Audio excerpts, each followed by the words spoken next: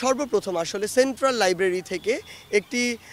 বিক্ষোভ টাইপের হয় ছোটোখাটো, যেখানে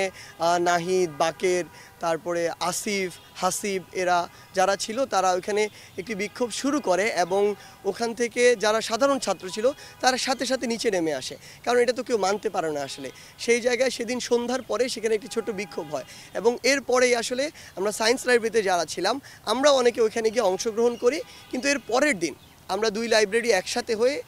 আলোচনা করি সেন্ট্রাল লাইব্রেরির সামনে যে আমাদের একটু সংগঠিত হয়ে যাওয়া দরকার, যেহেতু এটি পুরো বাংলাদেশের মানুষের প্রাণের দাবি ছিল বা তরুণ প্রজন্মের সকলের প্রাণের দাবি ছিল। আমরা এই জায়গাটা নিয়ে আসলে সামনের দিকে আগানোর চিন্তা করি এবং আমরা যখন কথা বলি বিশ্ববিদ্যালয়ের স্টুডেন্টদের সাথে প্রচুর রেসপন্স পাই। তাদের কথা হচ্ছে যে আপনারা শুরু করুন, আমরা সকলে এটার সাথে থাকব। এবং এরপরে যখন আমরা শহীদ মিনারের পরের দিন প্রোগ্রামটি করলাম, এরপরে আমরা বুঝতে পারলাম যে এটি এগিয়ে নিয়ে যাওয়া আমাদের দায়িত্বের মধ্যে পড়ে